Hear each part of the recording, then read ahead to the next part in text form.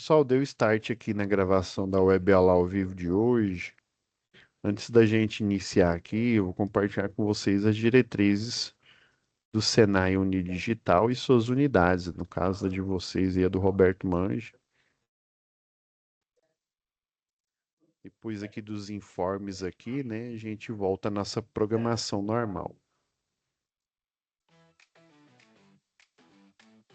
Como aproveitar melhor sua web aula via Teams? Participar de uma web aula é mais do que entrar na chamada, é estar presente, focado e respeitando o momento de aprender. Vamos às dicas? Escolha um lugar tranquilo, bem iluminado e sem barulhos. Isso ajuda você e toda a turma a manter o foco na aula. Entre na sala alguns minutos antes do horário. Assim você consegue testar a internet, o áudio e começar a aula com calma. Sempre que possível, mantenha a câmera ligada. Isso mostra envolvimento. Mas lembre-se, esteja com roupa apropriada, em um local adequado e cuide do que aparece ao fundo. Você está em um ambiente de aprendizagem. Quer falar? Use o chat ou a função levantar a mão. Respeitar o tempo de fala do outro ajuda todo mundo a participar melhor. Evite distrações durante a aula. Feche outras abas, guarde o celular e foque no conteúdo. Esse é o seu momento de aprender. Em caso de dúvidas sobre o conteúdo, fale com seu tutor ou tutora. Para dúvidas sobre acesso ou uso da plataforma, procure um monitor. Use o AVA, ele é o seu canal direto com a equipe. Você faz parte da aula e a gente está aqui para ajudar você a aproveitar o melhor dela.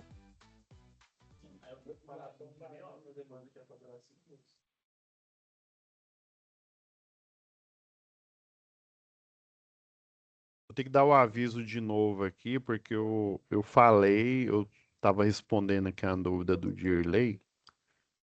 E eu falei, mas eu não tinha colocado para gravar, tá? Lembrando, pessoal, semana passada nós terminamos, né, o C de eficiência, ó. É porque eu estava dando aula de eficiência. Ao C de comunicação oral e escrita, tá?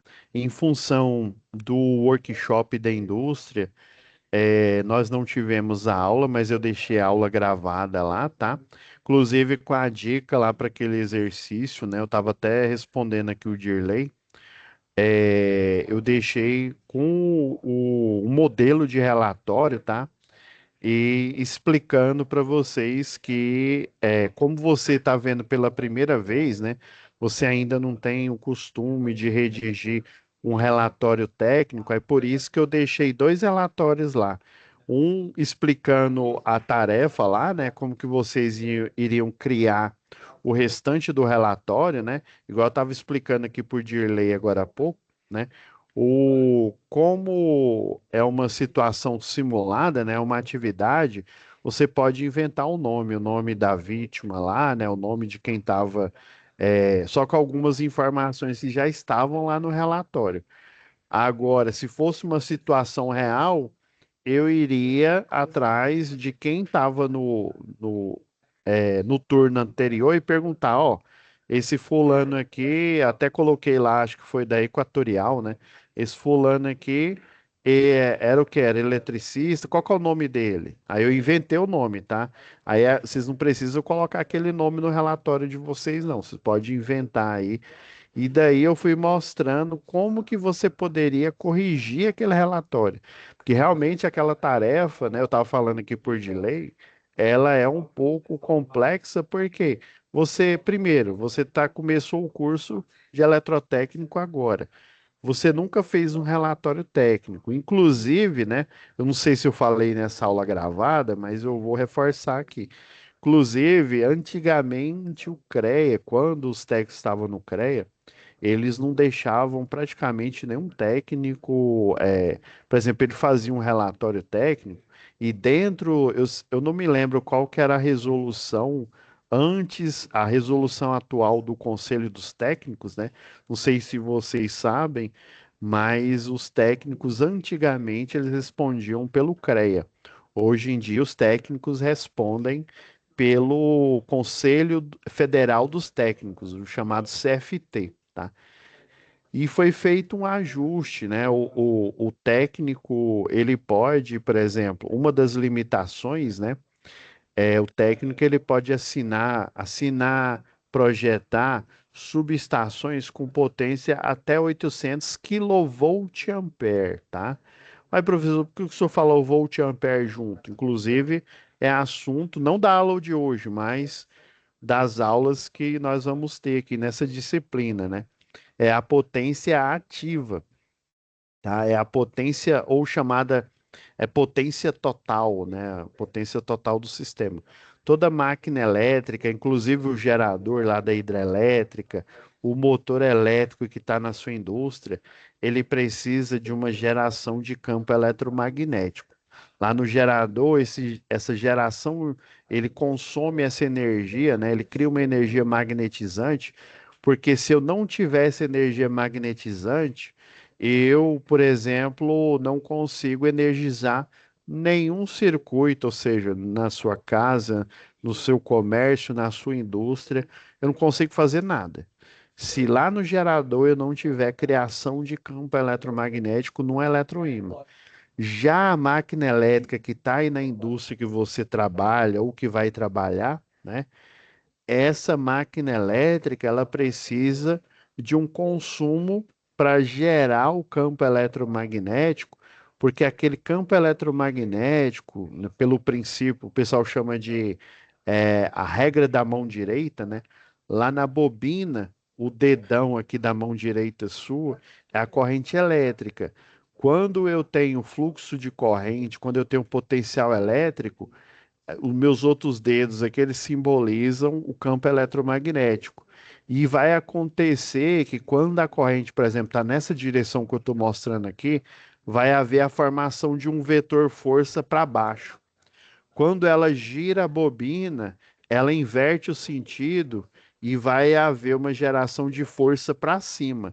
É esse balanço de força para baixo no lado da bobina e força para cima que faz o motor começar a girar sozinho do nada, né?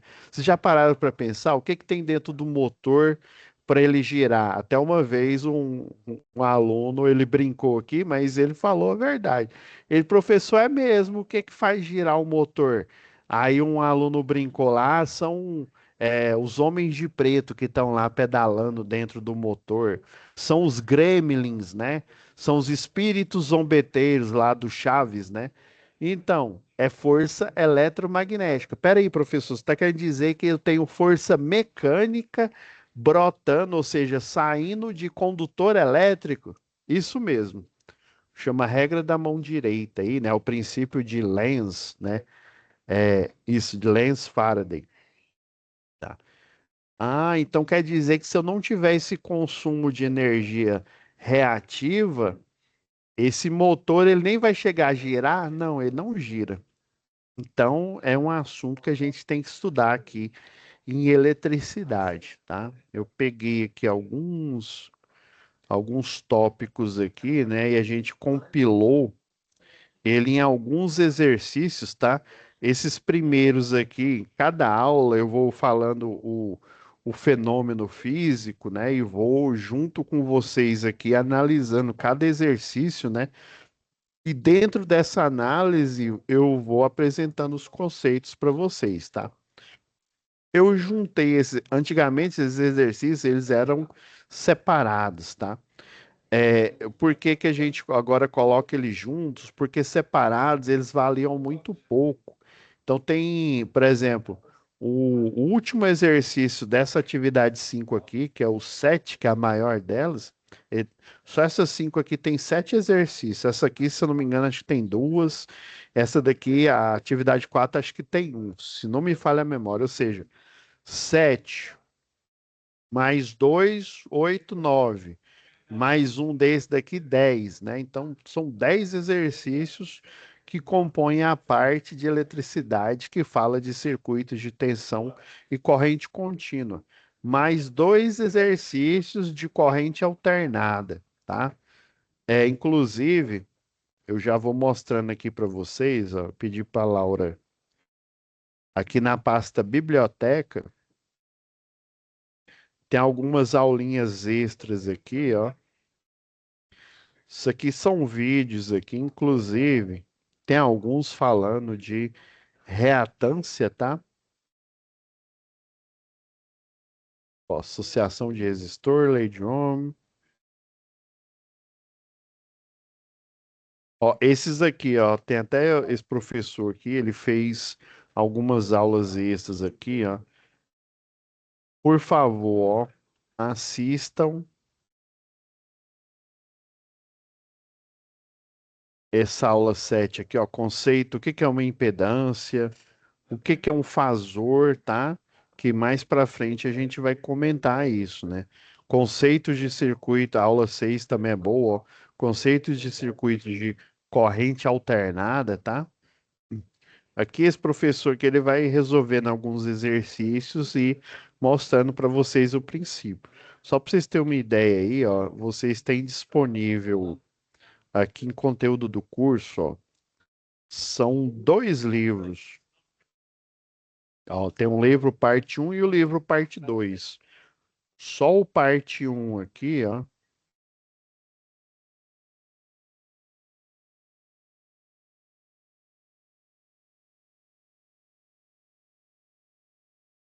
grande parte dele aqui, ó,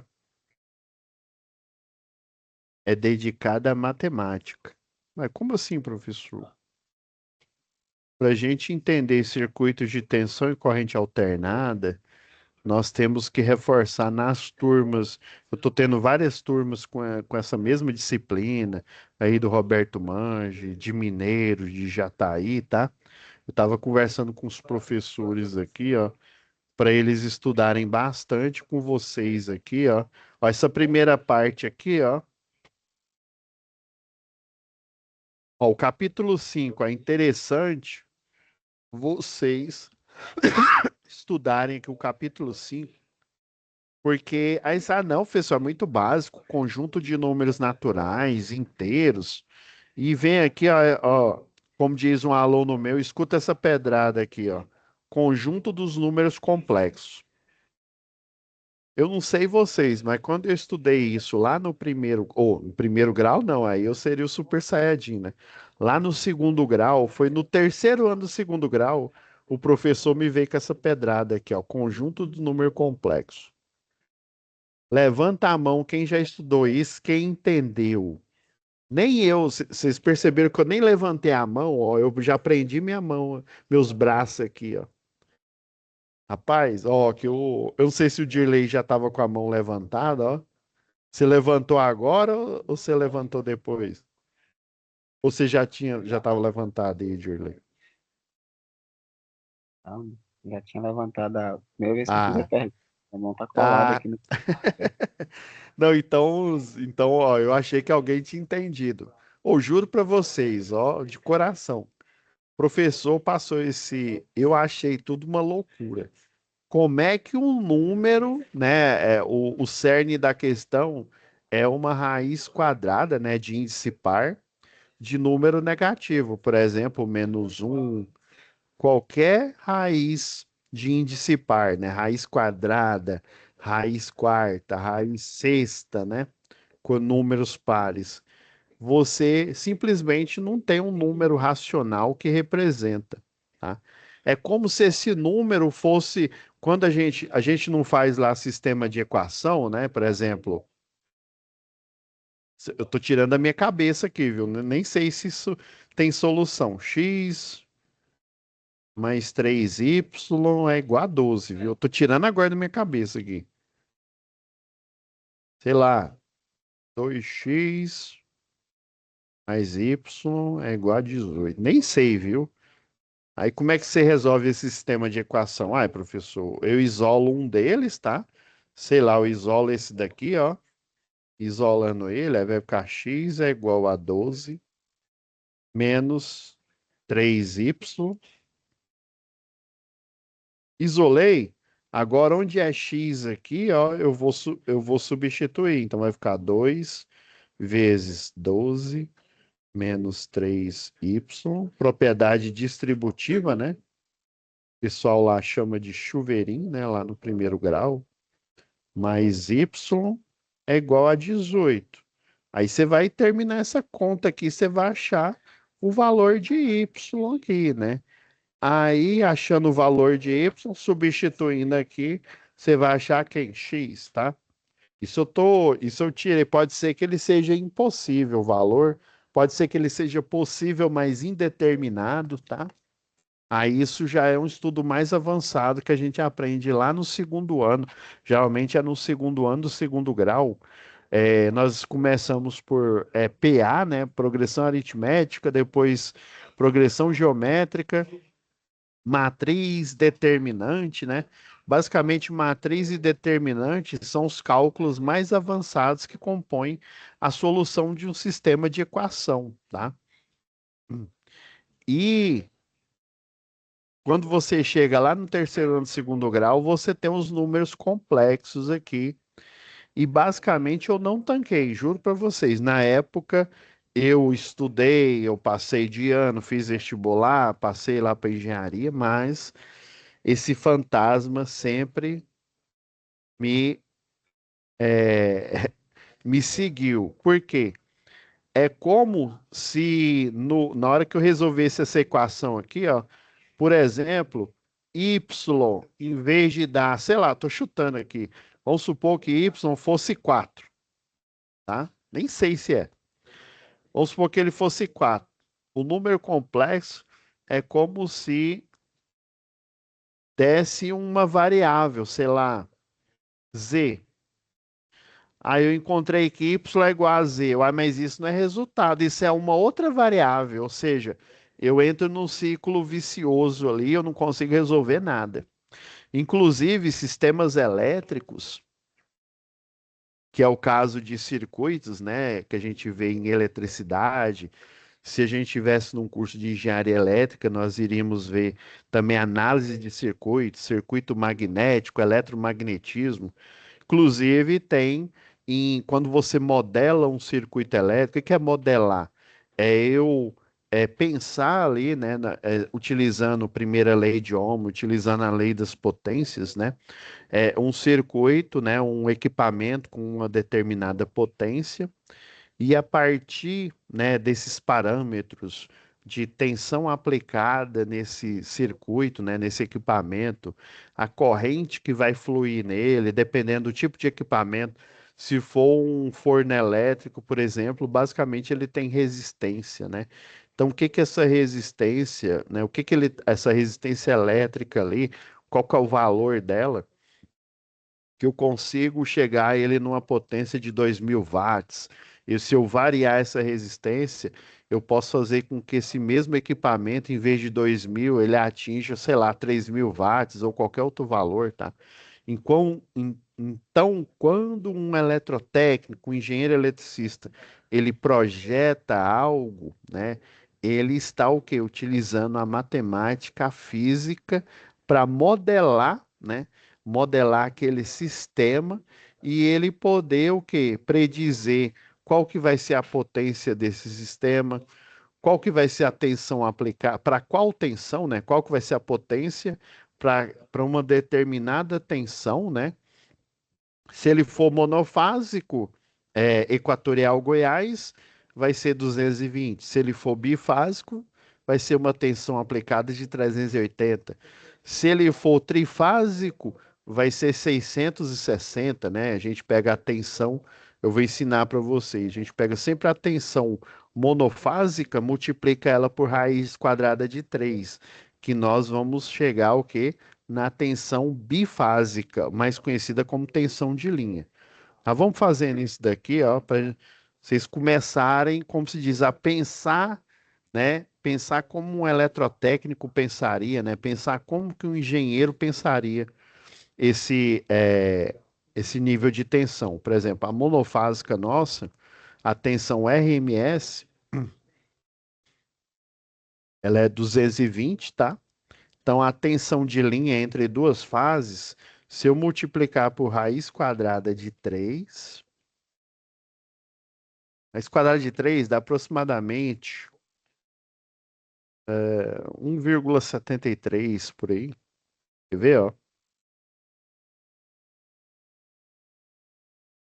Aproximadamente esse valor aqui. Ah, então quer dizer que eu multiplico por mais, né, mais 73% aí, e eu chego na tensão entre duas fases. Isso é um erro comum, tá? Eu sei que você que está assistindo a aula aqui, ó, o Dirley, o Massaio, né? Acho que é o seu sobrenome, viu? Romário, ó, tem até o famoso aqui, ó, jogador de futebol, Romário aí, ó, Ronivon, ó, tem até cantor aqui. Então, ó, você que está assistindo essa aula aqui, eu juro que você pensava, inclusive eu, quando estava fazendo lá engenharia elétrica, que a tensão de 380 ela é trifásica.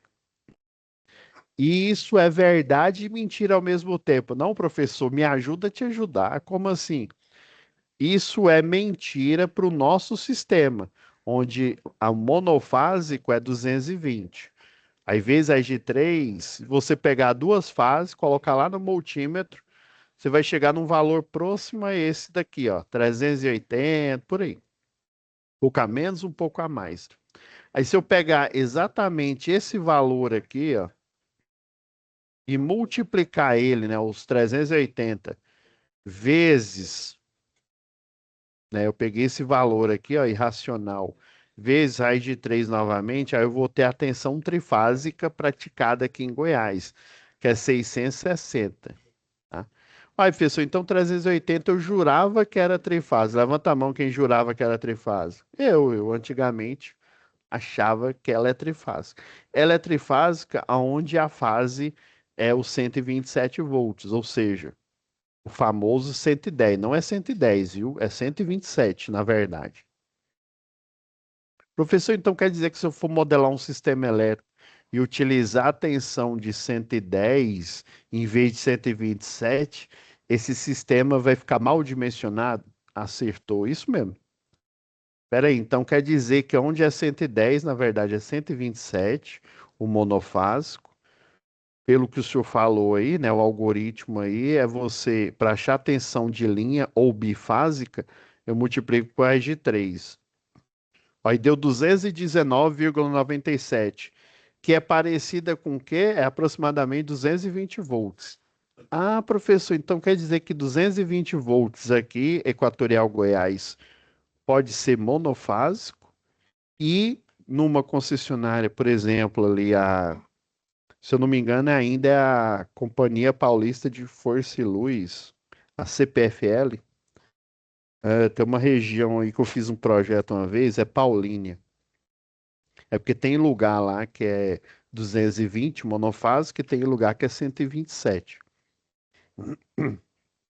Professor, então quer dizer, e detalhe, ó, esse fato aqui, ó, não sei se vocês já perceberam, em muitos locais onde é o 110, que é, né, sabor 110, mas na verdade é 127 volts, se eu quiser utilizar um chuveiro 220, eu posso utilizar, porque em vez de eu aplicar monofásico, eu posso utilizar duas fases do 127, utilizando o equipamento 220, que vai dar os 220 volts.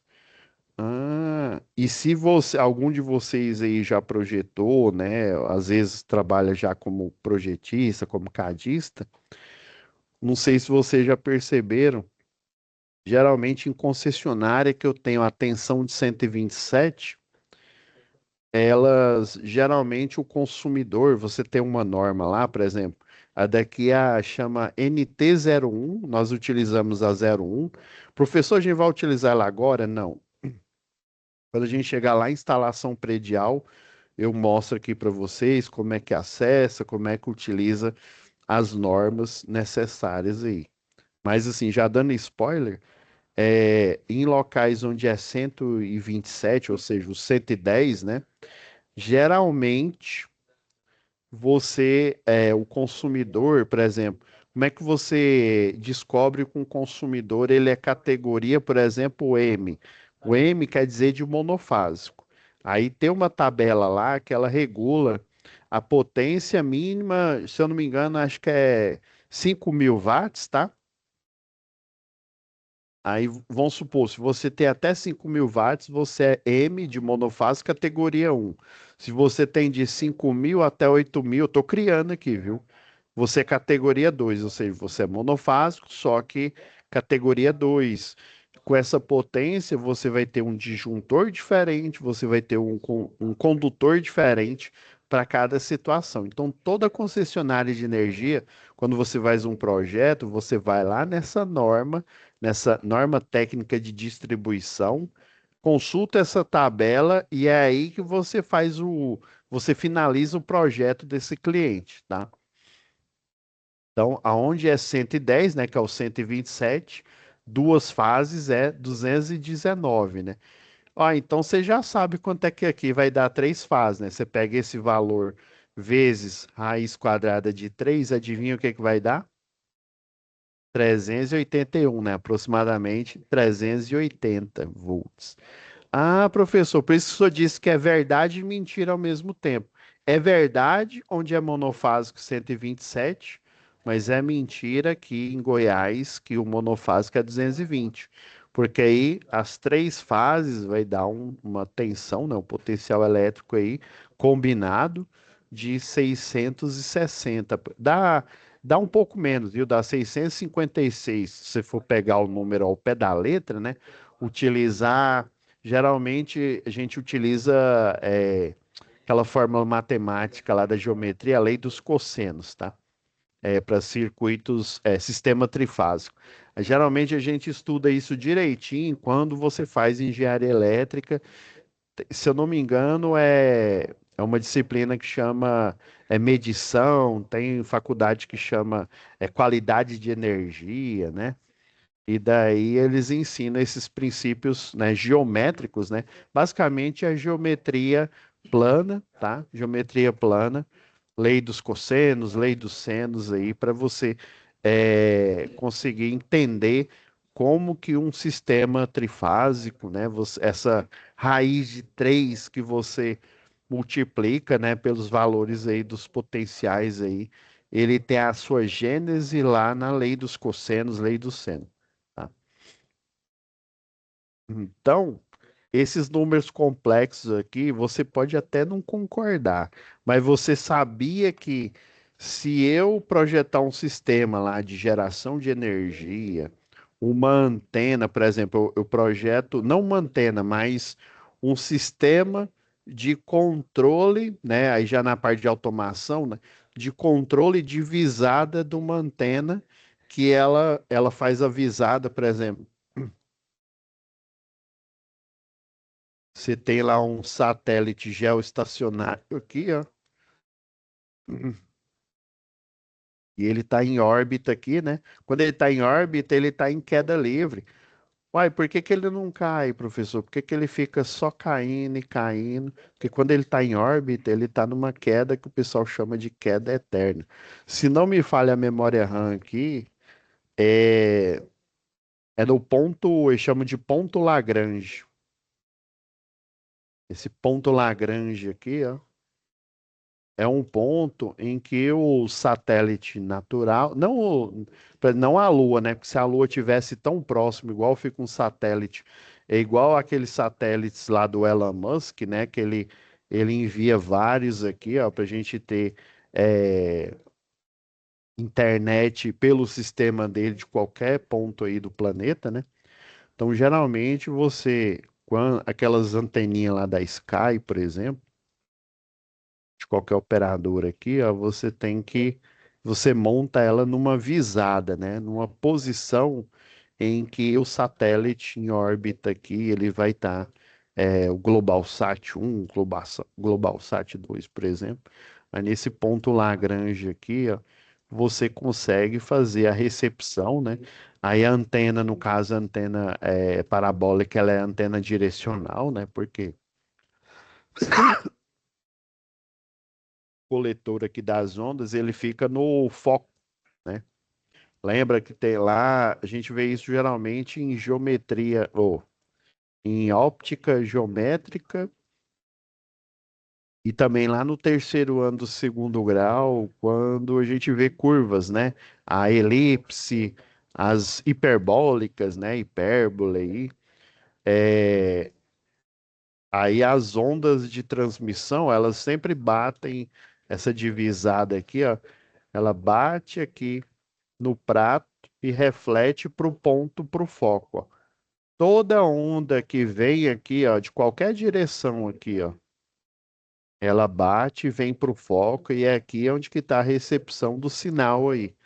Aí você tem um sistema que controla um motor aqui, ó, motor de passo, e ele tem uma estabilidade, inclusive, para fazer a correção. Tem uns que eles ficam fixos, mas tem outros que geralmente de lá da, por exemplo, lá da Jaime Câmara, né? Eles são móveis aqui, né? Eles ficam sempre controlando essas visadas aqui, tá? Inclusive, eles podem também pegar sinal e enviar sinal para outro ponto aqui, ó. Inclusive, inclusive utilizando algumas órbitas aqui, algumas camadas aqui. Aí tem a esqueci o nome lá da camada aqui, ó.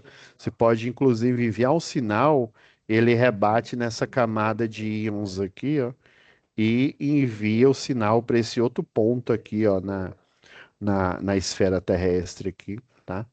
Mas, enfim, professor, o que que o senhor está falando? A gente está falando de eletricidade aqui. O que eu estou querendo dizer é que números complexos, quando o resultado dá um número complexo e você não faz a transformação desse número, inclusive nessas aulas extras que eu pedi para vocês assistirem aí, o professor vai falar de coordenadas retangulares e coordenadas polares, tá? Em circuitos de tensão e corrente alternada, essas coordenadas aí, né, dependendo do dimensionamento, eu tenho que fazer a mudança. Por exemplo, em coordenada retangular, eu vou ter a parte real e a parte imaginária. Não é interessante eu modelar um sistema elétrico, um sistema aqui de direcionamento, né? Que o resultado ele dá uma coordenada retangular e que tem uma parte imaginária que não tem solução. Quando isso acontece, o motor aqui ele fica doidinho, ele fica indo para um lado, indo para o outro, ele fica o que o pessoal chama de resposta, se não falha a memória, chama resposta amortecida. Então ele fica errático, né? Ele simplesmente não trava em lugar nenhum, tá? E aí, o que que o pessoal aí da física, da matemática principalmente, né, começou lá com René Descartes, ele que deu a ideia aí, né, de você construir um conjunto de números complexos, já que até então ninguém achou o resultado, né, numérico, ou seja, um resultado que basicamente é uma outra variável, né, basicamente os números complexos, né? O que eles chamam de análise complexa, é uma matemática para você encontrar, catalogar esses números, e aí as regras lá tem o teorema lá de Euler, tem vários teoremas que basicamente você faz a simplificação e o resultado final, em vez de dar um número complexo, ele dá um número real. Pera aí, professor, para. Então você está querendo dizer que inventaram uma matemática para justamente fazer o quê? A simplificação do resultado complexo e só deixar o resultado real, né, um valor numérico, isso mesmo. Inclusive, em alguns modelamentos matemáticos, por exemplo, funções logarítmicas, lá no logaritmo, por exemplo, você tem um logaritmano, né? Você tá o log de A na base B. Vai ser igual a um valor, né? X. Se você transformar isso aqui, ó, a base do logaritmo é a base de um número exponencial, o resultado é um expoente, e o logaritmando, essa parte aqui, ó, vai ser igual a A, tá? Logaritmo, inclusive, ele foi inventado porque você fazer uma soma e uma subtração é fácil. Agora, você fazer uma multiplicação e uma divisão é um cálculo mais complexo. Basicamente, o logaritmo ele foi inventado para você transformar números, multiplicações em soma e divisões em subtração. Uai, professor, isso mesmo? É. Inclusive, esse aqui, o logaritmano, ele só pode ter valores positivos, tá? Aí quando você tem um sistema elétrico que o resultado ele tem um logaritmo ou um logaritmo natural, né, o neperiano, você tem que aplicar o módulo, né, o módulo daquele número para ele não dar um resultado, adivinha, adivinha, né? Um resultado inexistente ou às vezes até um resultado complexo. Então, tudo que foge a um resultado quando eu falo resultado, é um número racional, né? Ou seja, 2, alguma coisa, 3, 4, 5 ou puramente inteiro, né? Então, quando você tem um resultado real, né, um resultado racional, um resultado inteiro, esse sistema elétrico, esse sistema mecânico, ele pode ser modelado, inclusive ele tem estabilidade, né? Ele é projetável e tem estabilidade. Agora, quando ele expressa resultados igual logaritmanos negativos aí, né? E números complexos, eles costumam ser amortecidos, costumam ser instáveis, e você tem que tirar do modelamento esses resultados aí. É por isso que eu peço para vocês assistirem essas mini aulas aí, né? Para vocês entenderem o que que é uma impedância, entender o que que é dentro da impedância, o que que é uma reatância indutiva, uma reatância capacitiva. Professor, quer dizer que o senhor não vai falar isso, não? Quer dizer que o meu professor presencial não vai falar isso? Não, nós vamos falar. Só que para você ter um entendimento até do que eu estiver falando. Por isso que eu deixo por último, tá? Análise de circuitos é, alternados por último, para você fazer um recordar e viver aqui do capítulo 5 aqui, ó, arredondamento, regras de arredondamento, operações com números decimais, a fração, dentro da fração tem frações parciais aqui, né? É o que chamam de números mistos, né? Então você dá uma estudada nessa parte aqui que é importante. Agora, pessoal, vamos fazer uma análise aqui, ó. E eu vou pegar emprestada aqui, ó, uma UC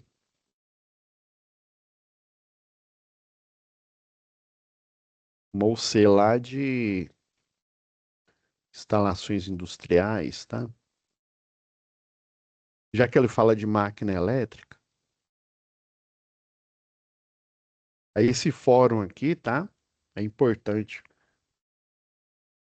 Ele fala aqui, ó, que em sistema de movimentação de carga utiliza motor de corrente alternada, é comum utilizar um sistema de frenagem por atrito, né, para garantir a precisão de parada do motor. O freio é alimentado por corrente contínua e reduz o tempo até a parada completa desse motor, né? Contudo, o sistema elétrico nos fornece apenas corrente alternada, tá? Aí, professor, o senhor falou que ia falar de corrente alternada depois, mas para a gente entender aqui o fórum, tá? Eu vou falar um pouco aqui. Até não é nem de alternada, basicamente, é de alternada e um pouco aí de eletrônica, tá?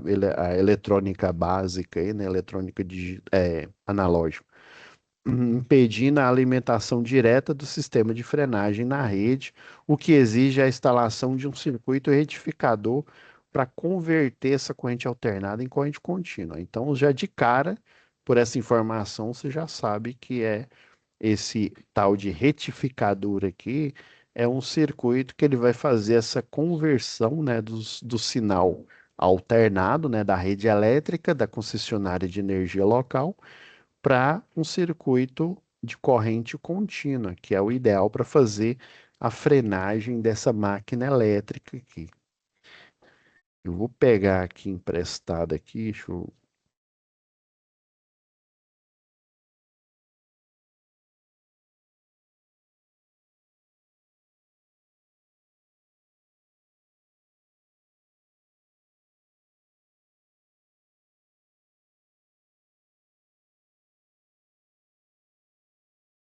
abrir aqui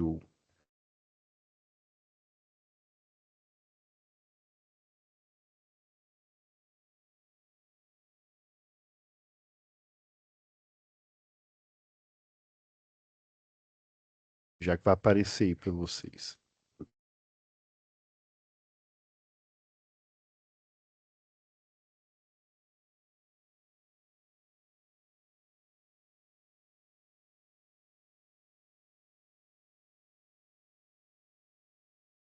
Ele tá carregando aqui, por isso que ele não tá aparecendo aqui para vocês. Se ele não carregar totalmente, eu vou tirar desse live aqui.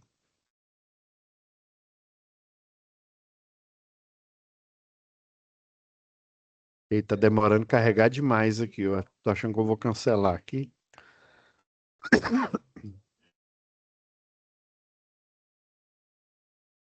É, parece que travou aqui.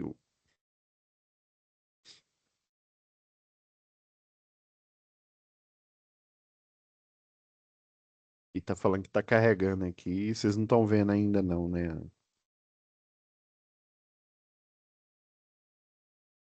É, basicamente acho que ele travou.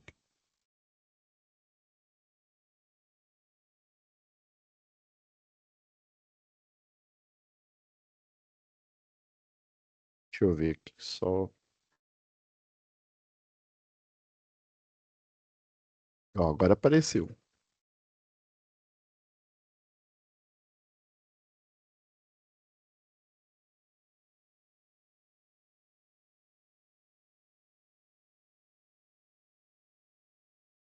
Ó, esse aqui é o fórum, né, de vocês aqui.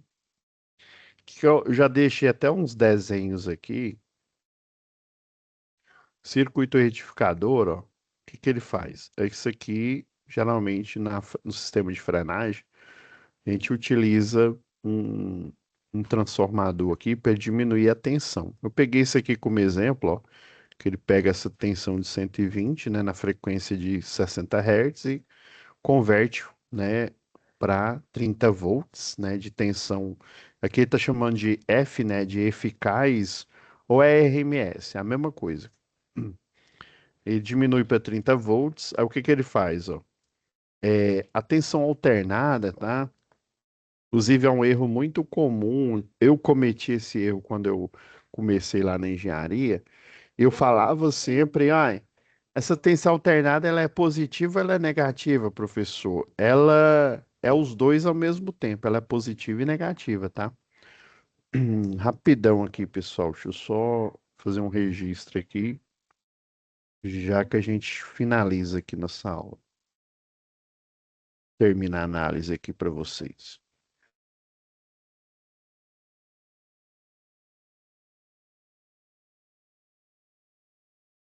Só um minutinho, pessoal.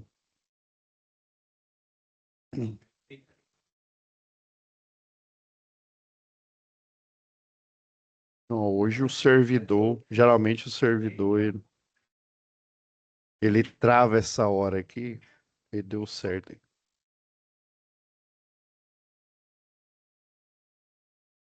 Só verificar se deu certo aqui, pessoal, que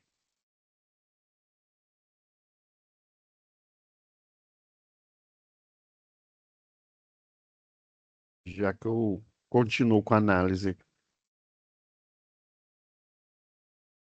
Ah, deu certo aqui. Beleza. Então,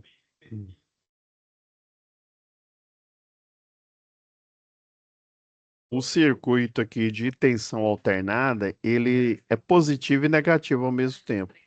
Na hora, isso aqui foi um desenho que eu fiz. Isso daqui, ó, essa parte de cima são os polos do gerador, né, ou do motor elétrico, tá? Inclusive o motor e o gerador, eles têm a mesma construção. A diferença é que o gerador ele pega energia mecânica e converte em elétrica. Já o motor, ele pega energia elétrica e converte em mecânica, né? Ele faz o, como se diz, de revestrez, né? Ele faz o serviço ao contrário. Beleza. Então, quando esse gerador ele está aqui, ó, está em giro, eu tenho um campo magnético contínuo aqui nos polos. Lembra? Eu não sei se eu comentei com vocês, mas se eu não comentei, estou comentando agora.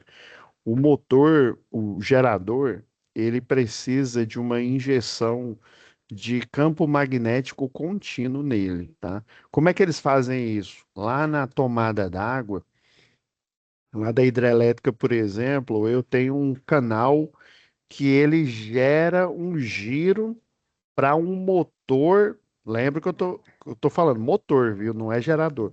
para um motor de corrente contínua. Aí esse motor gigantesco de corrente contínua, ele vai gerar um campo magnético contínuo entre os polos do gerador. E ele vai ficar aqui, ó, bombardeando entre o, por exemplo, da fase A, aí tem o outro 120 graus depois da fase B, mais 120 graus a fase C, e geralmente eles têm polos opostos aqui. Então ele vai injetar campo magnético. Ele é um eletroímã bem poderoso lá. E essa injeção de campo magnético contínuo, na hora que a tomada d'água ela faz o seu trabalho, né? Ela faz o, o, o rotor lá do gerador girar, né? Esse giro aqui, ó, no meio aqui, eu tenho bobinas. As bobinas do rotor, essas bobinas do rotor, elas ficam se chocando com o campo magnético que está passando. É como se eu tivesse uma queda d'água aqui, né? Em vez de água, eu tenho o quê? Campo magnético. E daí eu tenho o rotor ali debaixo dessa queda d'água elétrica, né? Que é magnética, né? E esse giro aqui, dependendo do choque do campo magnético com o elétron que fica lá dentro da bobina, ele gera um pacote de energia que a gente chama de potencial elétrico. Aí ele gera o que a gente utiliza aqui na nossa casa, na indústria, no comércio, é o que eles chamam de energia, potencial elétrico RMS, né? Ou eficaz, que inclusive é o mesmo valor se eu for fazer um paralelo com as equações, por isso que as equações são basicamente as mesmas, tá? Com tensão contínua, tá? Pessoal, então quer dizer que esse valor eficaz é o valor que representa o mesmo potencial elétrico se o circuito fosse de corrente contínua? Isso. E geralmente ele está mais ou menos aqui, ó, eles chamam de quadratura nesse ponto médio aqui do gerador. Só que o gerador, ele gera um pico, que é no choque lá de 90 graus, que eles chamam de tensão de pico. Só que essa geração ela é instantânea, né? Você nem percebe no sistema elétrico. E o que geralmente realiza trabalho, né? O que gera energia para mover os equipamentos da sua casa, da indústria e do comércio, é a RMS ou a eficaz, né? Por isso que ele está falando isso aqui, ó. Então, em um lado aqui, ó, da fase aqui, essa onda aqui, ó, ela vai estar numa posição aqui, ó. O diodo, que é o que compõe a, o circuito retificador, ele funciona, né? Por exemplo, ele faz parte da eletrônica analógica aqui, né? Ele funciona nesse sentido aqui, ó, esse encapsulamento, ele funciona como se fosse um circuito de corrente fechada, tá? Se eu aplicar potencial positivo desse lado aqui, ó, ele vai atravessar esse diodo e vai alimentar a carga que é a fonte, né? Poderia ser o freio lá do motor, né, de corrente contínua. Agora, esse daqui, ó, conectado nesse ponto aqui, ó, desse jeito aqui, ó, na inversa que eles chamam, aqui ele funciona como se fosse uma chave aberta, tá? Então essa onda aqui, ela só vai estar passando desse ponto aqui, ó, que é o ponto A, para o D1 e desse ponto aqui, que é o ponto B, para o D2 aqui, ó. Só que nesse ponto, a onda, essa primeira oscilação aqui, passa só o positivo dela, ó, que é essa primeira onda aqui, ó, essa meia laranja aqui. E ele é chamado, essa construção aqui, ela é chamada de retificação em ponte completa, quando eu utilizo 4 diodos aqui, tá? E nesse ponto aqui, quando ela vai mudando de polarização, tá? Na frequência de 60 Hz. O que que é essa frequência de 60 Hz? Esse gerador aqui, a cada segundos, ele faz 60 giros aqui. É o que seria a interpretação, né, matemática, né, desse fenômeno aqui, que é a frequência. Tá? Então, no ponto B aqui, ó, essa onda aqui, a parte positiva dela, essa arquitetura, essa construção aqui, ela só colhe a parte positiva, porque a parte negativa, ela não deixa passar, porque tanto o D4 como o D3 aqui, eles estão trabalhando como circuito aberto. Então, ele faz uma espécie de filtragem, tá, da onda, ele só deixa a parte positiva da onda passar. Então, essa é a primeira parte positiva aqui, ó, essa aqui de cima do ponto A, e essa é a parte negativa aqui do ponto B. Eu tenho o mesmo potencial elétrico, só que com polaridades diferentes, né? No ponto A e no ponto B. O que que vai acontecer é a chamada retificação, ou seja, eu mato a parte negativa e só deixo a parte positiva aqui da onda. Se eu quiser de fato transformar ela em tensão contínua mesmo, nesse ponto aqui, eu não chamo ela propriamente de contínua, tá?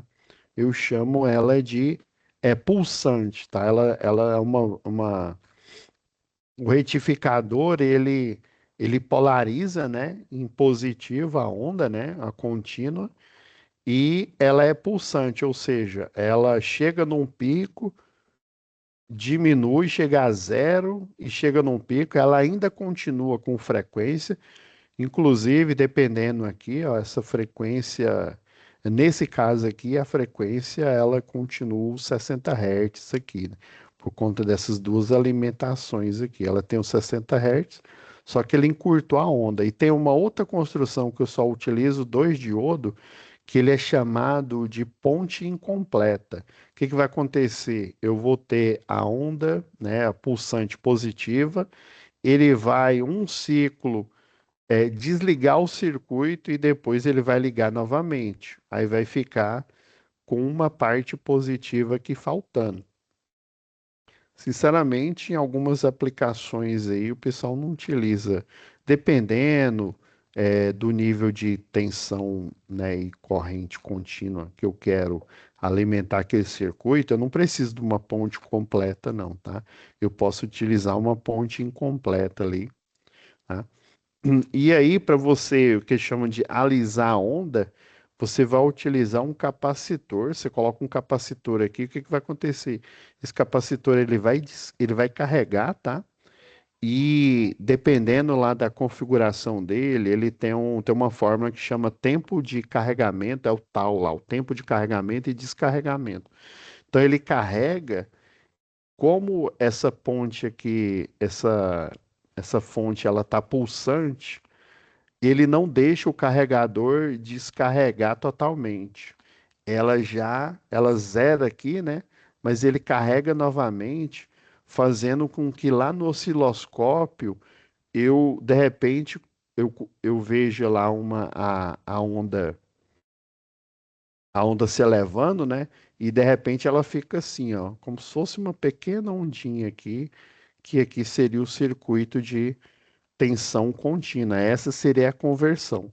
E para esse sistema de frenagem, eu não preciso nem fazer, eu nem colocar um capacitor. Tem um módulozinho que ele parece essa construção aqui, ele é quadradinho, e aí você coloca lá no módulo para fazer a frenagem do motor, tá? Então é isso, pessoal. A importância desse retificador aqui é que ele vai converter a onda, né, de alternada para contínua, né? Sabor contínuo, né, mas na verdade é pulsante. E ele vai fazer com que esse motor ele frene, né? Ele freie ali, seja essa corrente contínua sendo utilizada para ele prender ali a. Inclusive, ela é pulsante, ela é interessante, que ela fica parecendo aquele freio ABS, né? E também um outro jeito de você fazer essa frenagem é você injetando a corrente contrária ali, né, na construção ali desse sistema de frenagem. E essa ponte retificadora, ela é importante porque você converte tensão contínua ou alternada em contínua, você utiliza em carregador para celular, fontes para notebook, né? Fonte para computador, qualquer circuito eletroeletrônico, em, em suma, ele utiliza tensão e corrente contínua. E aí a fonte daquele equipamento, ela converte o sistema alternado à rede para sistema contínuo, e aí ele alimenta, né? Ele diminui a tensão, por exemplo, de notebook, geralmente é 19 volts, né? Tem alguns com um pouco a mais, o da Asus, né? Um pouco a mais, um pouco a menos, mas geralmente é 19 volts. Aí diminui e retifica a onda, faz com que ela fique contínua. Então é isso, pessoal. Só fiz aqui um paralelo um pouco maior aqui para vocês entenderem a importância desse circuito. Ele é largamente utilizado. Tem outros circuitos que a gente vai falar mais para frente aí, que não tem nada a ver com conversão de energia, mas ele tem a ver com conversão de sinais, né? O conversor AC/DC ali para sinais, né? Sinais contínuos, sinais alternados aí, dependendo do tipo de transmissão que eu de uma onda, né, que eu preciso emitir aí para enviar um sinal, tá? Então é isso. Muito obrigado, tá, pessoal? Fiquem com Deus e até a próxima web aula ao vivo. Tchau, tchau.